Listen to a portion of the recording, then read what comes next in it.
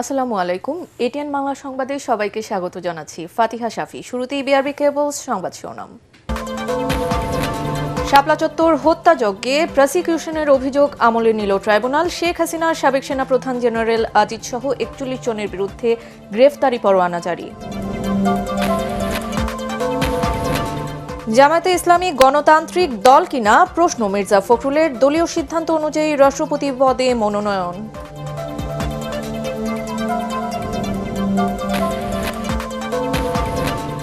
Gas সংকটে নাকাল রাজধানীর জনজীবন। রান্না করতে ঘণ্টার পর ঘণ্টা অপেক্ষা। সিএনজি স্টেশনে গাড়ির দীর্ঘ সারি।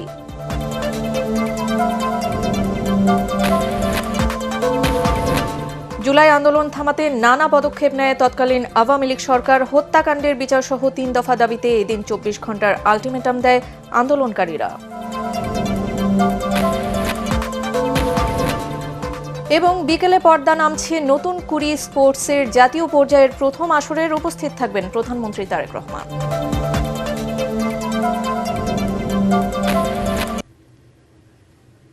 শুনছিলেন বিআরবি কেবলস সংবাদ শিরোনাম। এবারে পুরো সংবাদ। রাজধানীর মতিঝিলে শাপলা চত্বরে হেফাজতে ইসলামের সমাবেশে হত্যাযজ্ঞের ঘটনায় সাবেক প্রধানমন্ত্রী শেখ হাসিনা ও সাবেক সেনা প্রধান জেনারেল আজিজ আহমেদ সহ ৪১ জনের বিরুদ্ধে অভিযোগ আমলে নিয়ে গ্রেফতারি পরোয়ানা জারি করেছে আন্তর্জাতিক অপরাধ ট্রাইব্যুনাল। সোমবার বিচারপতি গোলাম মর্তুজা মজুমদারের নেতৃত্বাধীন ট্রাইব্যুনাল ১-এ তাদের আসামি করে অভিযোগ দাখিল করে প্রসিকিউশন। শুনানি শেষে আসামিদের বিরুদ্ধে অভিযোগ আমলে নেয় ট্রাইব্যুনাল। মামলার পরবর্তী শুনানি ১৬ আগস্ট ধার্য করেছে ট্রাইব্যুনাল। এই মামলায় সাবেক প্রধানমন্ত্রী শেখ হাসিনা, তৎকালীন স্বরাষ্ট্রমন্ত্রী, সাবেক বিজিবি প্রধান ও সাবেক আইজিপি, ডিএমপি কমিশনার সহ বিভিন্ন বাহিনীর প্রধান এবং কয়েকজন সাংবাদিকদের বিরুদ্ধে সাক্ষ্য প্রমাণ পায় প্রসিকিউশন। ২০১৩ সালের ৫ই মে শাপলা চত্বরের এ ঘটনা সারা দেশে ব্যাপক চাঞ্চল্য তৈরি করে। এই ঘটনায় ট্রাইব্যুনালের চিফ প্রসিকিউটর বরাবর অভিযোগ করেছিলেন হেফাজতে ইসলামের নেতা আজিজুল হক।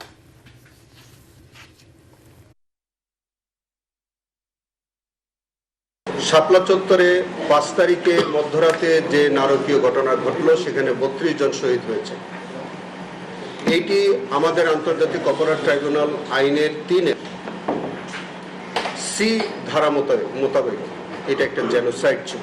আজকে মাননীয় ট্রাইব্যুনাল ৪১ জন আসামির বিরুদ্ধে অভিযোগ আমলে নিয়েছেন এবং যারা ইতিমধ্যে আমাদের কয়েকজন গ্রেফতার আছে তাদেরকে সুনির্দিষ্টের আবেদন সেটা মঞ্জুর করেছেন। যারা পলাতক আছে তাদের বিরুদ্ধে গ্রেফতারি পরোয়ানা জারি করা হয়েছে। দর্শক, আন্তর্জাতিক অপরাধ ট্রাইব্যুনালে আছেন সহকর্মী মুশফিকুর রহমান। সরাসরি চলে যাচ্ছে তার কাছে। মুশফিক, এ মামলা ট্রাইব্যুনাল আমলে নেয় বাদী পক্ষ কি বলছেন, কি তথ্য আছে আপনার কাছে?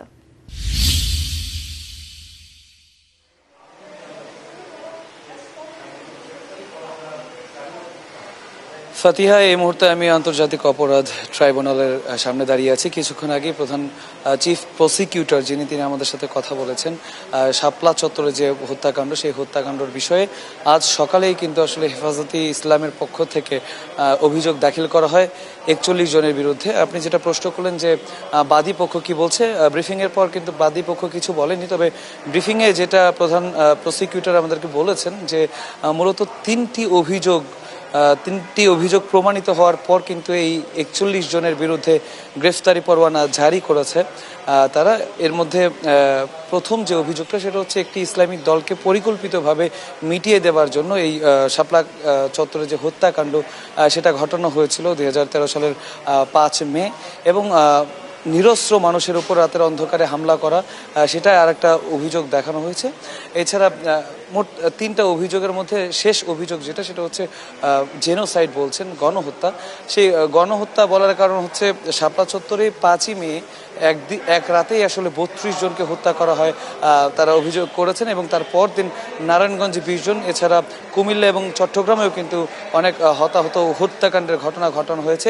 এই জন্য প্রধান প্রসিকিউটর বলেছেন যে এটা একটি আসলে গণহত্যা হিসেবেই তারা প্রমাণ পেয়েছেন বা তারা এটাকে আখ্যা দিচ্ছেন। এছাড়া তিনি বলেছেন যে ৪১ জনের বিরুদ্ধে যে অভিযোগ গঠন করা হয়েছে শেখ হাসিনাকে প্রধান আসামি করে, এই ৪১ জন কিন্তু আসলে সর্বোচ্চ দায়িত্বশীল পর্যায়ে ছিলেন। এর জন্য কিন্তু বিজিবি থেকে শুরু করে পুলিশের অনেক সদস্য আছেন, তাদের বিরুদ্ধে চাইলে অভিযোগ গঠন করা যেত, তবে যারা মূল ভূমিকায় ছিলেন তাদের বিরুদ্ধেই কিন্তু আসলে এই অভিযোগ 41 জনের বিরুদ্ধে যে অভিযোগ, সেই অভিযোগ গঠন করা হয়েছে। তাদের মধ্যে 8 জন এরই মধ্যে গ্রেফতারকৃত হিসেবে আছেন, জেল হাজতে রাখা হয়েছে। বাদবাকি যারা আছেন তাদের বিরুদ্ধে গ্রেফতারি পরোয়ানা হয়েছে এবং সেই তাদেরকে দ্রুত গ্রেফতার করার জন্য আসলে জোর দিচ্ছে আদালত। এছাড়া আগামী 16 তারিখে যদি তাদেরকে গ্রেফতার করা সম্ভব হয়, তবে যদি না হয় গ্রেফতার করা সম্ভব, তাহলে কিন্তু আসলে পত্রিকায় বিজ্ঞপ্তি দেওয়ার মাধ্যমে এই বিচার কার্য সেটা এগিয়ে যাবে। এছাড়া এই বিচার কার্যকে দ্রুত শেষ করার জন্য কিন্তু দ্রুত হেয়ারিংয়ের আবেদনও করেছে আদালত, আন্তর্জাতিক অপরাধ ট্রাইব্যুনাল। ফাতিহা, এই ছিল এখনকার মতো আমার কাছে আন্তর্জাতিক অপরাধ ট্রাইব্যুনাল থেকে সবশেষ খবর। ধন্যবাদ মুশফিক। জামাতে ইসলামী গণতান্ত্রিক দল কিনা সেই প্রশ্ন রেখেছেন স্থানীয় সরকার মন্ত্রী ও বিএনপি মহাসচিব মির্জা ফখরুল ইসলাম আলমগীর। রংপুরে বিআরডিবির বিভাগীয় কার্যালয় উদ্বোধন শেষে তিনি বলেন, যারা বিএনপিকে ফ্যাসিবাদী দল বলে তাদের জ্ঞানের অভাব রয়েছে। জামাতে ইসলামী গণতান্ত্রিক দল কিনা তা তাদের দলের নেতারাই বিবেচনা করবেন। সংবিধান অনুযায়ী যথাসময়ে রাষ্ট্রপতি নির্বাচন হবে এবং দলীয় সিদ্ধান্ত অনুযায়ী এই পদে মনোনয়ন দেওয়া হবে বলেও জানান মির্জা ফখরুল। বিএনপিকে যারা ফ্যাসিবাদ বলেন তাদের হয় জ্ঞানের অভাব আছে অথবা তাদের মাইন্ডসেটটা এভাবে তৈরি হয়েছে। বিএনপি তো একটা গণতান্ত্রিক রাজনৈতিক দল, আর জামায়াতে ইসলামের আমির সাহেব বলেছেন উনি ওনার গণতন্ত্রটা ভালো করে পড়বেন, তাহলে কি ব্যবস্থা হবে সেটা দেখা যাবে। ওনারা গণতান্ত্রিক দল কিনা এটা ওনারাই নিজেরা বিবেচনা করবেন। বিধান অনুযায়ী সময়ে রাষ্ট্রপতি নির্বাচন হবে এবং দল সিদ্ধান্ত নেবে কাকে সেখানে মনোনয়ন দেওয়া হবে।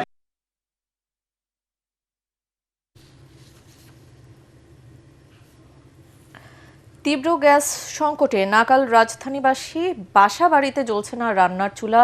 সিএনজি ফিলিং স্টেশনগুলোতে যানবাহনের দীর্ঘ সারি। গ্যাসের সংকটে ব্যাহত হচ্ছে শিল্প কারখানায় উৎপাদন। ভুক্তভোগীদের আশা, সরকারের আন্তরিকতায় দ্রুত সংকটের সমাধান হবে। সাজ্জাদ জাহানের প্রতিবেদন। ভোর কিংবা রাত, চুলার সামনে অপেক্ষা, তবুও গ্যাসের দেখা নেই। কোথাও একেবারেই গ্যাস নেই, আবার কোথাও চাপ এতটাই কম যে রান্নার জন্য করতে হচ্ছে ঘন্টার পর ঘন্টা অপেক্ষা। বাধ্য হয়ে বাইরের খাবারের উপর নির্ভর করছেন অনেকেই।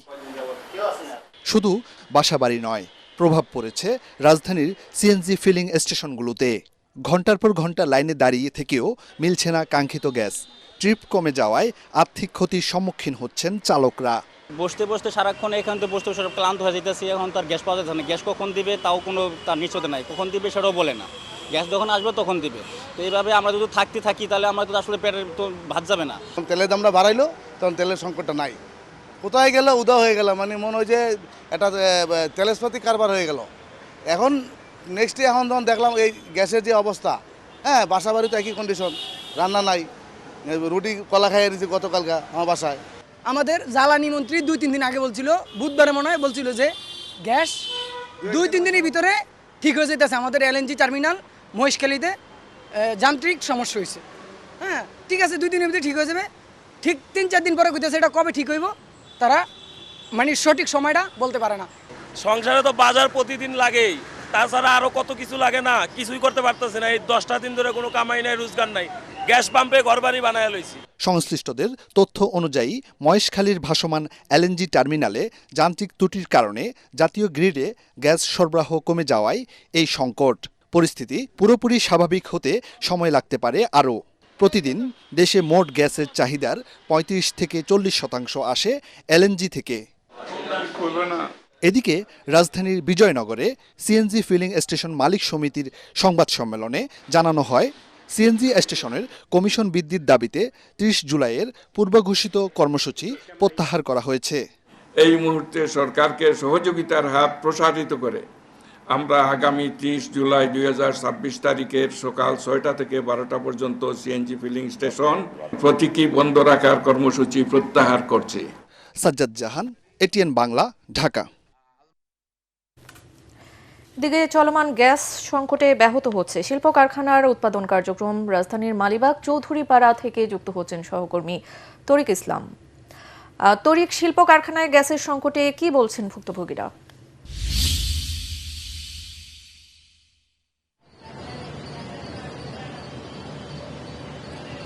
ফাতিহা শাফি, ধন্যবাদ আপনাকে। আপনি ঠিক যেমনটি বলছিলেন যে পুরো রাজধানী জুড়ে কিন্তু এক ধরনের গ্যাসের সংকট তৈরি হয়েছে এবং এই সংকটে সবথেকে বেশি ক্ষতিগ্রস্ত হচ্ছে গ্যাস নির্ভর যেসব শিল্প কারখানা রয়েছে তারা। আমরা এখন রয়েছি মালিবাগ চৌধুরী পাড়ার একটি গার্মেন্টসে। আপনাকে যদি একটু দেখাই, এই গার্মেন্টসে এখানকার যারা শ্রমিকরা রয়েছেন তারা কাজ করছেন, কিন্তু এই চিত্র সব সময় না।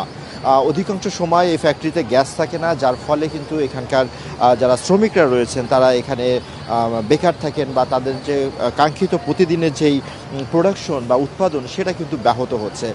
আমরা এখানকার যারা রয়েছেন তাদের সাথে কথা বলেছি, তারা বলছিলেন যে বেশিরভাগ সময় গ্যাস না থাকার ফলে তাদেরকে বাড়তি দামে বাইরে থেকে গ্যাস নিয়ে আসতে হচ্ছে, যার ফলে তাদের আর্থিক অনেক ক্ষয়ক্ষতি হচ্ছে। একই সাথে তারা এক ধরনের শঙ্কার মধ্যে রয়েছেন যাতে তারা নির্দিষ্ট সময়ে তাদের এই যে পণ্য, এটা একটা রপ্তানি নির্ভর একটা প্রতিষ্ঠান, তারা এই পোশাক দেশের বাইরে রপ্তানি করে, সেক্ষেত্রে তারা নির্দিষ্ট সময়ে তাদের এই পণ্য রপ্তানি করতে পারবেন কিনা এই ধরনের একটা সংখ্যা কিন্তু তাদের মধ্যেই আছে।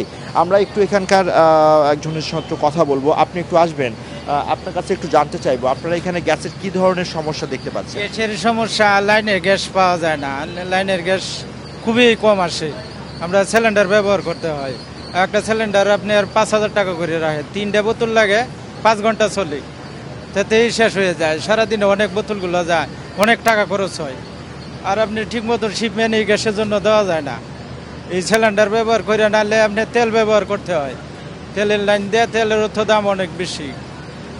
এই যে আপনারা আগে যে পরিবার প্রতিষ্ঠান চালু রাখতেন বা সবসময় দেখা যাচ্ছে অনেক না আগে এখন কি সেটা হয় না, আগে আপনার অনেক গ্যাস আসিল, কিন্তু ইদালিংয়ে মানে খুবই কম আসে, একবারে ইদালিং আসে না গ্যাস। আমি বলছি যে আগে তো আপনারা অনেক 3 শিফটে কাজ করতেন, এখন কি সেটা সম্ভব হচ্ছে নাকি তাড়াতাড়ি অফিস বন্ধ করে? তাড়াতাড়ি ছুটি হচ্ছে, 5টায় ছুটি হচ্ছে, কিন্তু ওভারটাইম করা হচ্ছে না, এমনি তেলের কারণে আর গ্যাসের কারণে এমন অবস্থা। ধন্যবাদ আপনাকে। ফাতিহা শাফি, শুনছিলেন যে তারা বলছিলেন যে এই যে গ্যাস, বিশেষ করে জ্বালানি যেটা বলি আমরা, গ্যাস, তেল, বিদ্যুৎ সব কিছু মিলেই এটা নিয়ে তারা খুব চরম একটা ভোগান্তির মধ্যে রয়েছেন। তারা বলছিলেন যে সঠিক পরিমাণে গ্যাস না থাকার ফলে তাদের উৎপাদন যেমন ব্যাহত হচ্ছে, একই সাথে তারা এক ধরনের শঙ্কার মধ্যে রয়েছেন। তারা বলছিলেন যে পোশাক শিল্প মূলত আমরা রপ্তানি নির্ভর একটা শিল্প, নির্দিষ্ট সময়ে এটা রপ্তানি করতে হয়, সেক্ষেত্রে নির্দিষ্ট সময়ে রপ্তানি না করতে পারলে অর্ডার ক্যান্সেল হয়ে যাওয়ার মতো ঘটনা ঘটতে, পাশাপাশি শিপমেন্টের ক্ষেত্রে বাড়তি খরচ হয়, এমনটার অভিযোগও কিন্তু আমরা পেয়েছি। তো মোটা দাগে বলা যায় যে শিল্প কারখানা যারা রয়েছেন, গ্যাস নির্ভর যেসব প্রতিষ্ঠান রয়েছেন তারা ভালো নেই, তারা ক্ষতির মুখে রয়েছেন। তারা বলছিলেন যত দ্রুত সম্ভব সরকার যেন এই সমস্যার সমাধানে আন্তরিক হয়, এমনটা কিন্তু তাদের প্রত্যাশা। তো গ্যাস সংকট নিয়ে এই ছিল আমার কাছে সবশেষ। ফাতিহা শাফি। জি, আমরাও সে ব্যাপারে যথেষ্ট আশাবাদী। ধন্যবাদ তরিক। আজ থেকে শুরু হচ্ছে 2027 সালের হজ পালনে আগ্রহীদের প্রাথমিক নিবন্ধন কার্যক্রম চলবে 24শে সেপ্টেম্বর পর্যন্ত। নির্ধারিত সময়ের মধ্যে হজ সিস্টেমের মাধ্যমে সরকারি ও বেসরকারি ব্যবস্থাপনায় প্রাথমিক নিবন্ধন করা যাবে। প্রাথমিক নিবন্ধনের আগে প্রত্যেক হজযাত্রীকে 30,000 টাকা দিয়ে প্রাক নিবন্ধন প্রক্রিয়া শেষ করতে হবে। পরে 3.5 লাখ টাকা জমা দিয়ে প্রাথমিক নিবন্ধন করা যাবে। প্রাথমিক নিবন্ধনকারীদের আগামী 10ই ডিসেম্বরের মধ্যে হজ প্যাকেজের বাকি অর্থ পরিশোধ করে চূড়ান্ত নিবন্ধন নিতে হবে।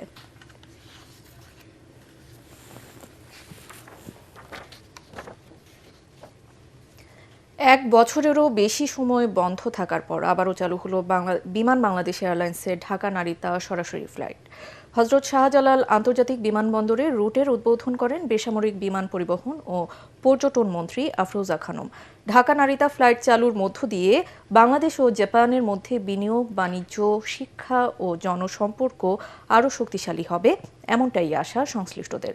সরাসরি ফ্লাইট চালুর খবরে প্রধানমন্ত্রী তারেক রহমানকে ধন্যবাদ জানিয়েছেন জাপান প্রবাসী বাংলাদেশিরা। মইনুল হাসানের রিপোর্ট। এক বছরের বিরতির পর আবারও আকাশপথে সরাসরি যুক্ত হল Bangladesh Japan.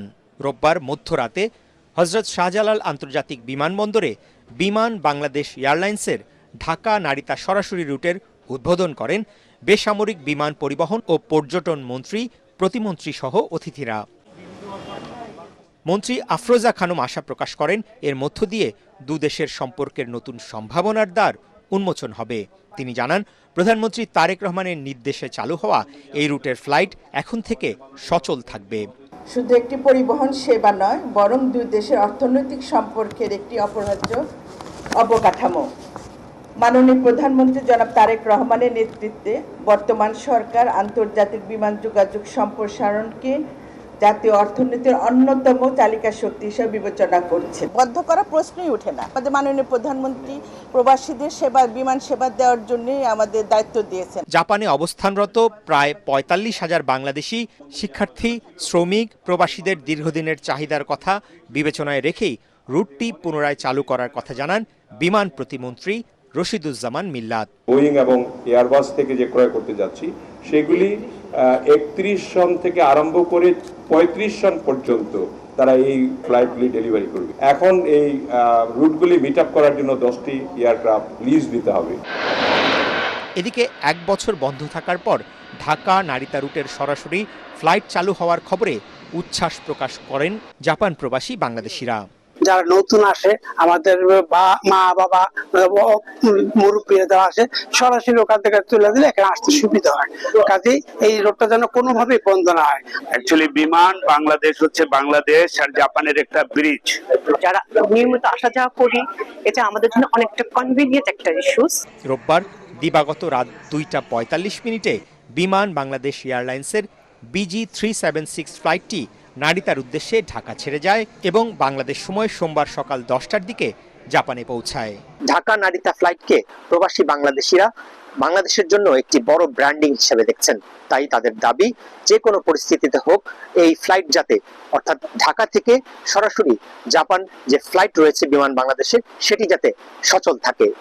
Moinul Hasan, ATN Bangla, Tokyo, Japan. প্রধানমন্ত্রী ও সংসদ নেতা তারেক রহমানের উপস্থিতিতে জাতীয় সংসদের সাউন্ড সিস্টেম প্রতিস্থাপন বিষয়ে উচ্চ পর্যায়ের সভা অনুষ্ঠিত হয়েছে। জাতীয় সংসদের মন্ত্রিপরিষদ সভা কক্ষে অনুষ্ঠিত সভায় সভাপতিত্ব করেন ভারপ্রাপ্ত স্পিকার ব্যারিস্টার কায়সার কামাল। এতে জাতীয় সংসদের বিদ্যমান সাউন্ড সিস্টেমের আধুনিকায়নে বিশ্বের উন্নত প্রযুক্তি নির্ভর বিভিন্ন সাউন্ড সিস্টেমের উপর বিস্তারিত উপস্থাপনা দেওয়া হয়। এ সময় গণপূর্ত অধিদপ্তর প্রযুক্তিগত বিকল্প, কারিগরি সক্ষমতা ও বাস্তবায়ন পরিকল্পনা উপস্থাপন করে। সভায় বিরোধী দলীয় নেতা ডাক্তার শফিকুর রহমান, সরকার দলীয় চিফ হুইপ নুরুল ইসলাম মনি এবং বিরোধী দলীয় চিফ হুইপ নাহিদ ইসলাম অন্যান্যের মধ্যে উপস্থিত ছিলেন। এবার রক্তাক্ত জুলাই নিয়ে আমাদের বিশেষ আয়োজন। জুলাই আন্দোলন বেগবান হওয়ায় তা প্রতিহত করতে নানা পদক্ষেপ নেয় তৎকালীন আওয়ামী লীগ সরকার। 24-এর আজকের এই দিনে সমন্বয়ক হাসনাত আব্দুল্লাহ ও সার্জিস আলমকেও তুলে নেয় ডিবি। এদিকে হত্যাকাণ্ডের বিচার সহ 3 দফা দাবিতে 24 ঘন্টার আলটিমেটাম দেয় বৈষম্য বিরোধী ছাত্র আন্দোলন। বিস্তারিত মনির হোসেন তপুর রিপোর্টে। একটা পর্যায়ে হচ্ছে তারা আমাকে physically and mentally torture assault করা শুরু করে। শরীরে নির্যাতনের ভয়াবহতা তখনও স্পষ্ট। প্রথম দফায় আটকের পর বৈষম্য বিরোধী ছাত্র আন্দোলনের অন্যতম সমন্বয়ক নাহিদ ইসলামকে চোখ বেঁধে মারধরের অভিযোগ বিবিসির প্রতিবেদনেও উঠে আসে। 27 জুলাই হাসনাত আব্দুল্লাহ ও সার্জিস আলমকেও হেফাজতে নেয় ডিবি। সরকারের পক্ষ থেকে বলা হয়, তাদের নিরাপত্তার স্বার্থেই এই ব্যবস্থা নেওয়া হয়েছে। আটক নেতাদের দ্রুত মুক্তি এবং শিক্ষার্থী হত্যায় জড়িতদের বিচার নিশ্চিত সহ 3 দফা দাবিতে অনলাইনে 24 ঘন্টার আলটিমেটাম ঘোষণা করেন সমন্বয়ক আব্দুল হান্নান মাসুদ, রিফাত রশিদ ও মাহিন সরকার। মন্ত্রী থেকে শুরু করে পুলিশ কনস্টেবল পর্যন্ত যতজন এই গণহত্যার সাথে জড়িত প্রত্যেককে অব্যাহতি দিয়ে আইনের আওতায় আনতে হবে। সে সময় চিকিৎসাধীন সমন্বয়কদের হাসপাতাল থেকে তুলে নেওয়াকে অমানবিক উল্লেখ করে এর নিন্দা জানান বিএনপি মহাসচিব মির্জা ফখরুল ইসলাম আলমগীর। অন্যদিকে নারায়ণগঞ্জে ক্ষতিগ্রস্ত স্থাপনা পরিদর্শনে গিয়ে তৎকালীন স্বরাষ্ট্রমন্ত্রী আসাদুজ্জামান খান কামাল বলেন, গুজব ছড়িয়ে সাধারণ মানুষের মধ্যে বিভ্রান্তি সৃষ্টি করছে একটি মহল। সোশ্যাল মিডিয়াতে তারা এই ধরনের প্রচার করেছেন। এগুলো যখন আমরা পেয়েছি তখন তাকে সেফ কাস্টডিতে আমরা নিয়েছি। আমরা তাদের কাছে জিজ্ঞাসা করছি যে কারা তাকে এই আক্রমণ করতে চাচ্ছে। হাসপাতালে আহতদের দেখতে গিয়ে তৎকালীন প্রধানমন্ত্রী শেখ হাসিনা বলেন, সহিংসতায় এত মানুষের প্রাণহানি সরকার কখনোই চায়নি। চাই না এভাবে মায়ের কোল খালি হোক আর এভাবে মানুষ অসহায় পড়ুক। এদিকে রিমান্ডে সাবেক ভিপি নুরুল হক নূরের উপর নির্যাতনের অভিযোগ তুলে সংবাদ সম্মেলনে কান্নায় ভেঙে পড়েন তার স্ত্রী। সেই ভিডিও সামাজিক যোগাযোগ মাধ্যমে ব্যাপক আলোচনার জন্ম দেয়। তার জীবনটা অন্তত আমাদের কাছে ভিক্ষা দিন, মানে তাকে সুস্থভাবে অন্তত আমার দুটো বাচ্চার মুখের দিকে তাকায়, মানে আমি আর কিচ্ছু চাই না। মনির হোসেন তপু, এটিএন বাংলা, ঢাকা। ভারী বৃষ্টিতে সৃষ্ট বন্যাসহ বৈরী আবহাওয়ার কারণে বন্ধ থাকার পর আজ থেকে শুরু হয়েছে চট্টগ্রাম বোর্ডের ৫ জেলার এইচএসসি ও সমমানের স্থগিত পরীক্ষা। একই সাথে দেশের অন্য ৯টি সাধারণ শিক্ষা বোর্ড, মাদ্রাসা ও কারিগরি শিক্ষা বোর্ডেও পূর্ব ঘোষিত সূচি অনুযায়ী পরীক্ষা অনুষ্ঠিত হবে। এর মাধ্যমে প্রায় ৩ সপ্তাহ পর পরীক্ষার হলে ফিরেছে এ বোর্ডের পরীক্ষার্থীরা। বন্যা পরবর্তী পরিস্থিতিতে ক্ষতিগ্রস্ত এলাকার সার্বিক অবস্থা বিবেচনায় গত ১৬ জুলাই চট্টগ্রাম বোর্ডের এবারের এইচএসসি ও সমমানের সব পরীক্ষা স্থগিত করা হয়।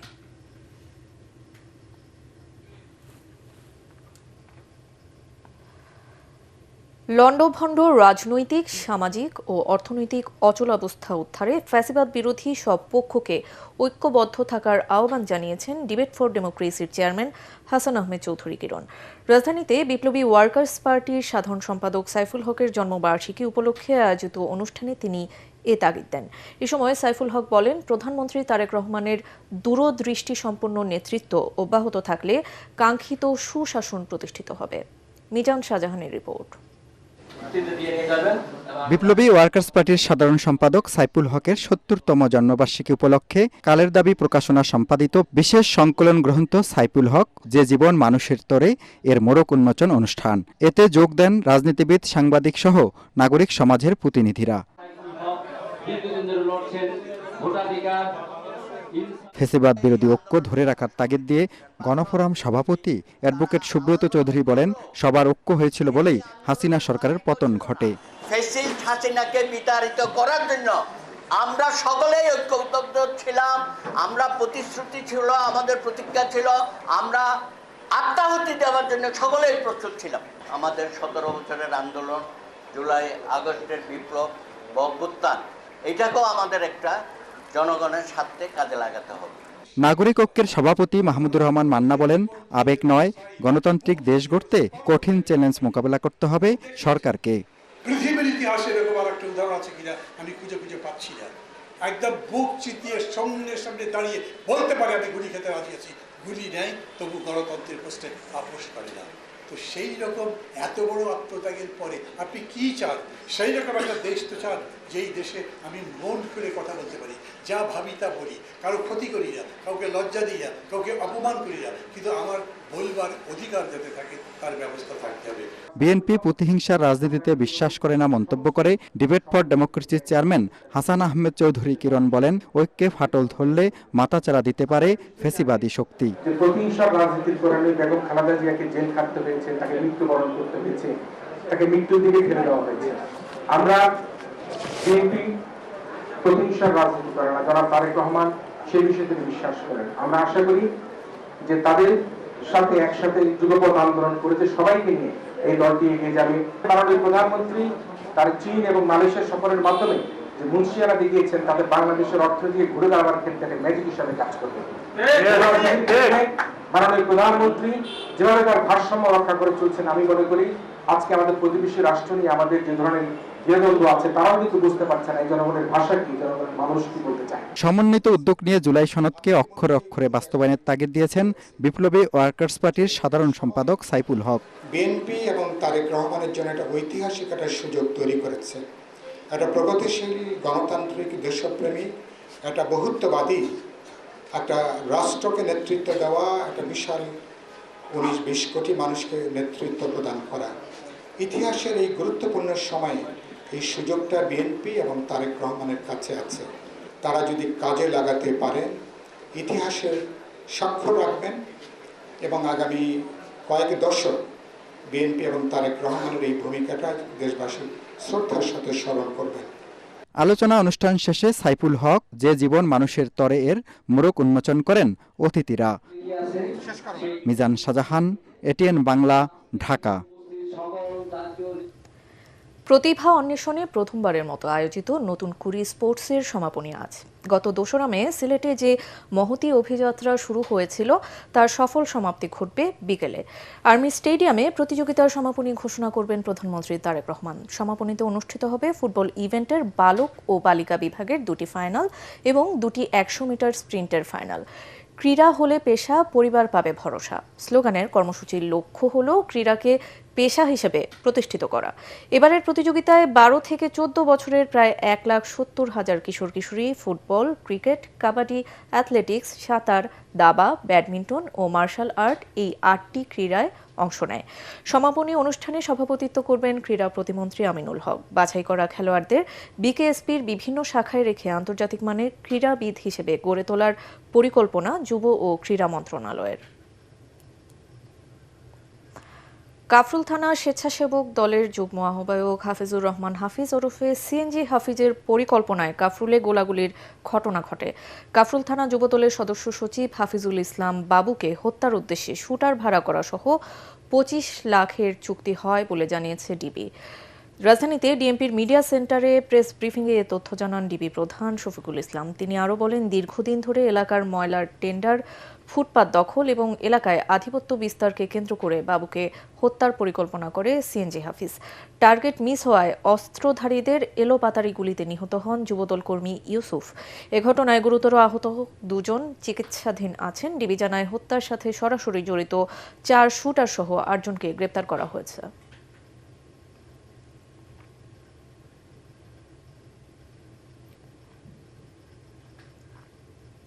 পূবালী ব্যাংক বাণিজ্য সংবাদ।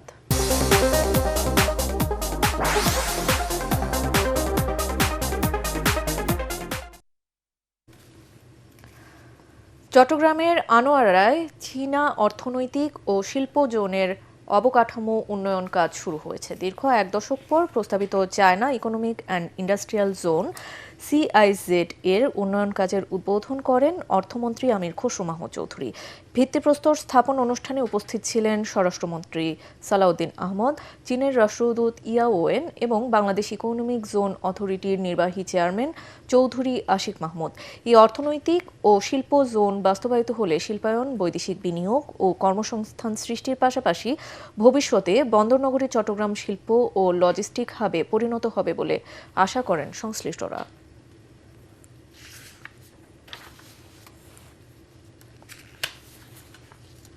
I can assure you, this time round, we are going to have single window services in Bangladesh. We are also making it easy for the repatriation of the investment.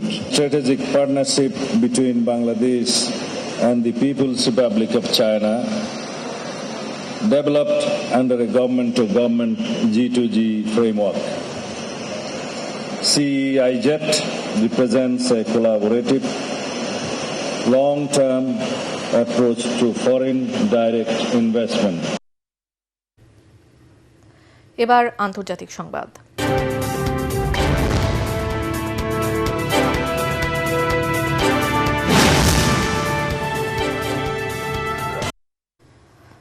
যুক্তরাষ্ট্রের ওয়াশিংটনের সিয়াটল শহরের পরিকল্পিত হত্যাকাণ্ডের বিচার না হওয়া পর্যন্ত আন্দোলন থামবে না। শ্রমিকের ঐক্যই সবচেয়ে বড় শক্তি, এমন মন্তব্য করেছেন জাতীয়তাবাদী শ্রমিক দলের প্রধান সমন্বয়ক ও সংসদ সদস্য অ্যাডভোকেট শামসুর রহমান শিমুল বিশ্বাস।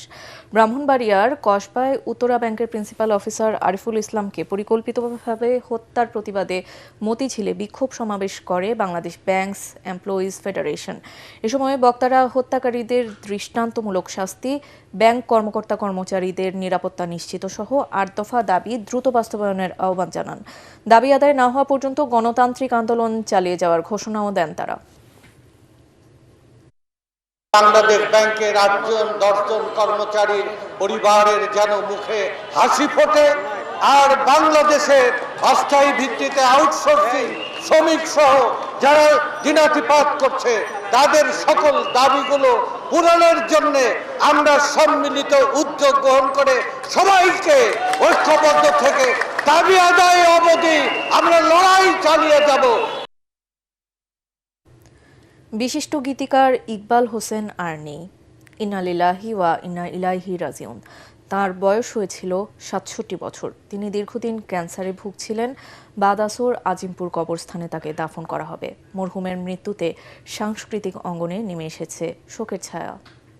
এবার খেলার খবর।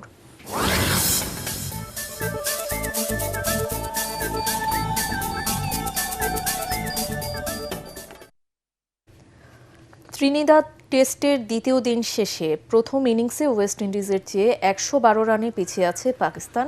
হাতে আছে ৭ উইকেট। আগের দিনের ৩ উইকেটে ১৯৪ রান নিয়ে খেলতে নেমে ৩১১ রানে অল আউট হয় স্বাগতিকরা।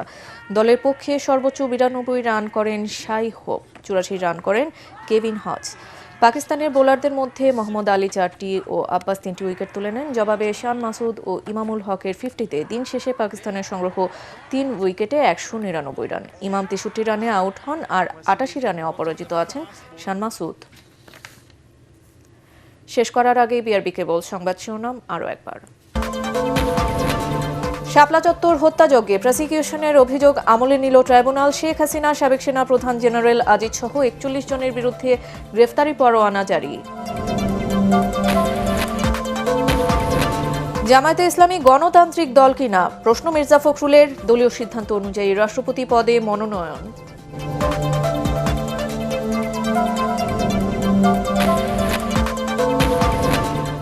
গ্যাস সংকটে নাকাল রাজধানীর জনজীবন। রান্না করতে ঘন্টার পর ঘন্টা অপেক্ষা। সিএনজি স্টেশনে গাড়ির দীর্ঘ সারি।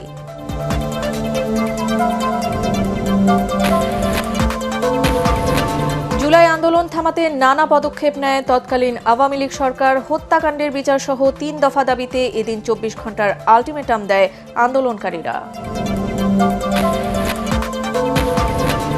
এবং বিকেলে পর্দা নামছে নতুন কুড়ি স্পোর্টসের জাতীয় পর্যায়ের প্রথম আসরের। উপস্থিত থাকবেন প্রধানমন্ত্রী তারেক রহমান।